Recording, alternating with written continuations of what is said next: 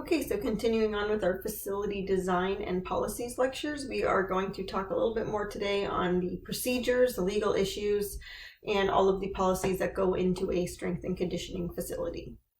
Right, so today what I'm going to be going over with you is a little bit about the goals and objectives of a strength and conditioning program, how to establish standard practice that leads to a safe and effective strength and conditioning program or facility, common areas of potential liability, exposure, and risk, and how one would create policies and procedures, what goes into those, as well as how to properly schedule the strength and conditioning facility. Okay, so some basic definitions are policies and procedures. These terms should be very familiar with all of you. Policies are a facility's rules and regulations, and they reflect the goals and objectives of the program. And the procedures are how one describes the policies are met and or carried out, right? So your policies are your rules and regulations, and the procedures are how to carry out those specific rules and regulations. And I'll be emphasizing today how important it is to really know, to really make sure you have a mission statement as well as rules and regulations if you were to produce your own facility, because that is going to be your basis for running efficiently and with the most success. Okay, I've also included for you a list of key terminology up on Blackboard that goes over the key policy and legal issue, different terminology we'll be going over today. So make sure you take a peek at that, and that will help you understand this material better and as you read through your assigned chapters.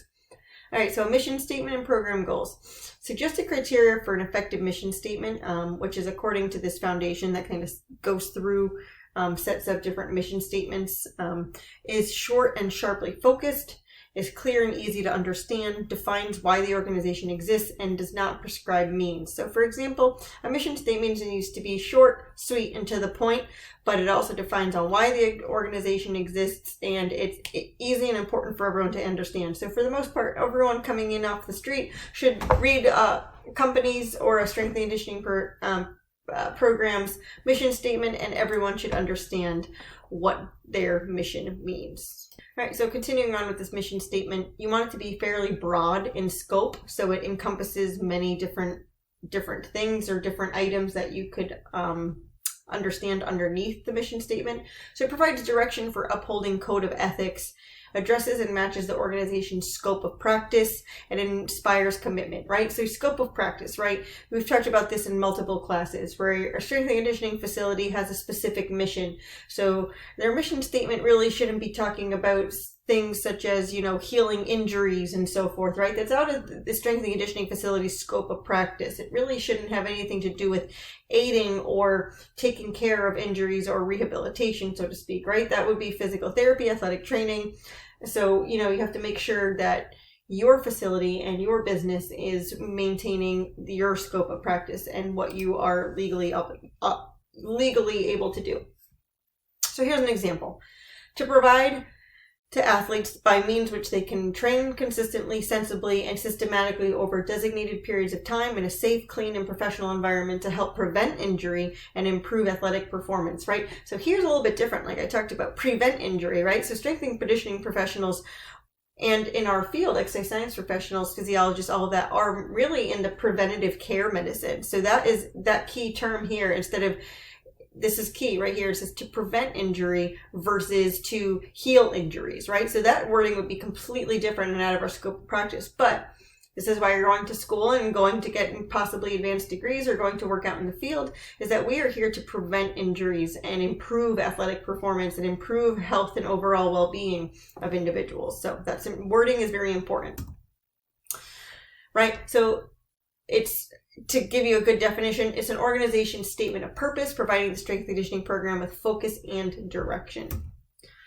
right? So here's some program objectives, right? Now you also need, after your mission statement, you need a list of objectives for your program or for your facility. Here's an example. Design and administer strength, flexibility, aerobic, plyometric, and other training programs that reduce the likelihood of injuries and improve athletic performance. Here's another one. Develop training programs based on biomechanical and physiological differences among individual athletes, taking into consideration ages, sex, training status, physical limitation, and injury status, right? So these are very important depending on what your program goals are, but these are some really good objectives to meet to go along with your program. We're going to continue to recognize acute and chronic physiological responses and adaptations and their implications for the design of the sport-specific training programs, educate the athletes on the importance of good nutrition and sleep and their role in health and performance, and educate the athletes about the effects of performance-enhancing substances, their abuse relative to school policy and legislation. It's very important. So, there's different rules with the NCAA, professional level sports, as well as different high school sports and so forth. So this is important for you all to be educated on. Right? So when we go, let's transition to what a strength and conditioning performance team is, right? So the people you're going to be working with.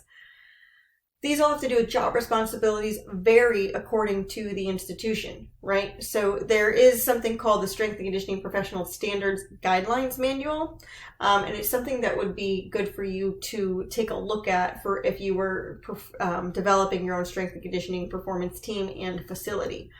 So let's start with the team. Let's start with who would be in charge, which is called the Director of Strength and Conditioning. So it's head and strength and conditioning coach, right? So this is the person everyone reports to. Okay, their responsibilities are to oversight the overall strength and conditioning program.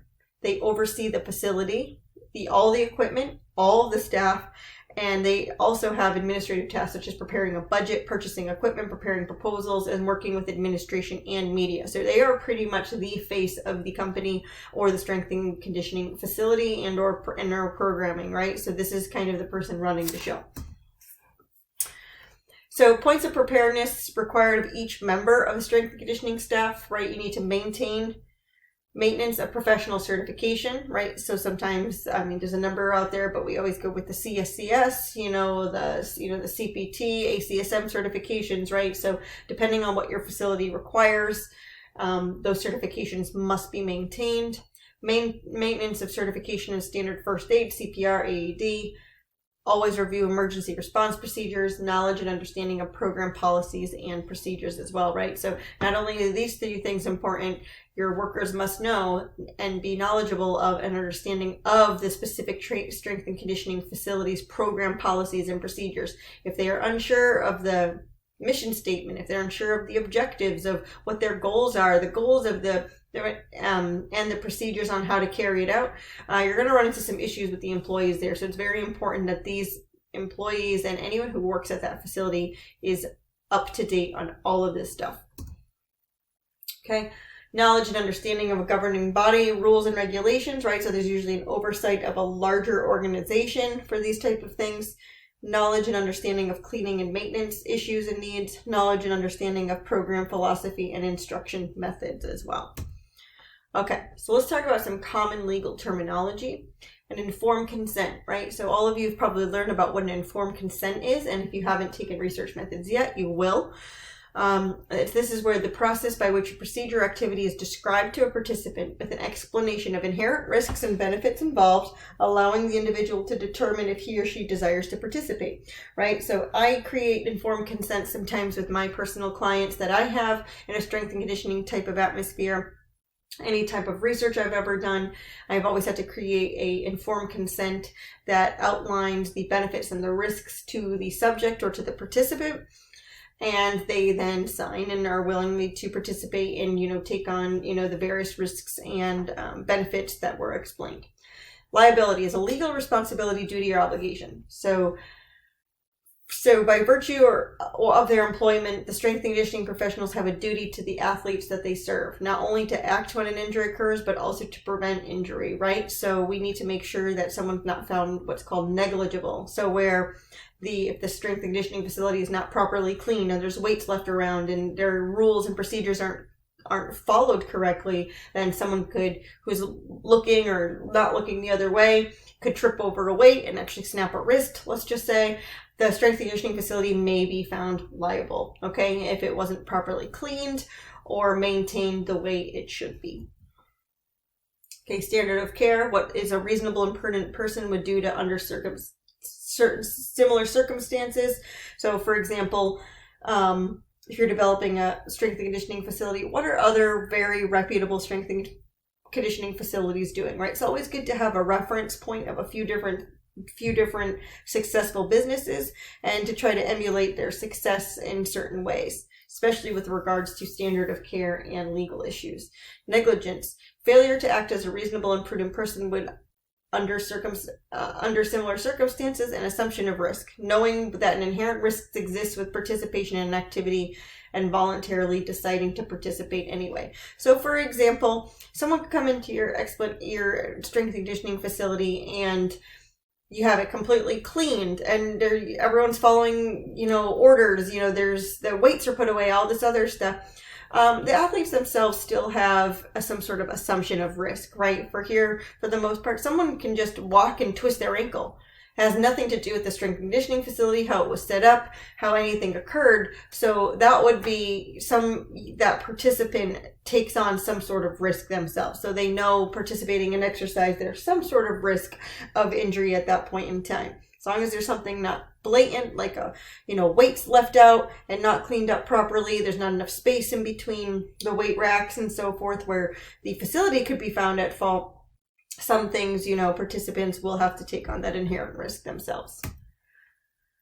All right, so when we talk about medical screening and clearance, there are different requirements for different levels of strength and conditioning facilities. So for example, an athlete in a collegiate atmosphere or high school atmosphere, the health services needs to have a up-to-date physical medical record, and they tell the coaches or they tell everyone, yep, they're good to go, right? So they don't have to tell them exactly any sort of medical information that would violate, say, HIPAA, but they need to have that on file, the healthcare professionals, okay?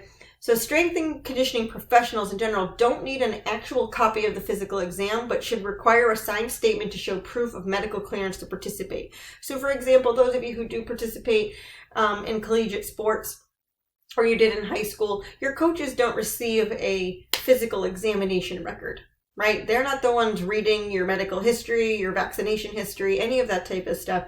All they need is a signed form from the nurse practitioner, the PA, the doctor on hand that says, yep, this person is cleared for all physical activity and their sport. And then boom, that's what the coach and the strength and conditioning professional needs to hear. Okay, the use of the facility. All right, so who is allowed to use the strength and conditioning facility at an institution? So all depends on where you are again. So are you a strength and conditioning facility at a collegiate institution, professional institutions? Are you open to the general public? Where is this? Is it private? Is it sports performance based? All those different things will categorize these subcomponents. So full or part-time student athletes participating in an athletic department or sponsored sport, some newly incoming and just transferred students who have confirmation of team status, and then students in physical education classes, and then athletic department coaching and administrative staff, right? So this would be an example of at a collegiate, let's just say institution, or at sometimes this could go into high schools as well. All right. So who else can use the facility? Usually all sports medicine department staff, alumni athletes who participated in an athletic department sponsored sports and completed their eligibility, right? So usually there's some sort of alumni component where athletes can go back and use that gym, either at the student rate or for free. Sometimes it all depends on how the institution is set up. And then individuals and groups approved by the athletic director or director of strength and conditioning. Okay, so then the athletic director and or the director of strength and conditioning may make special considerations for certain outsiders as well. That's all a whole different story, but also as long as these individuals, these head honchos who are in charge, approve of an individual either working out or coming into that facility, then that individual is allowed. All right, so next video, we're going to be talking a little bit about liability and what the waiver entails, and we will continue on with the procedures and finish up from there.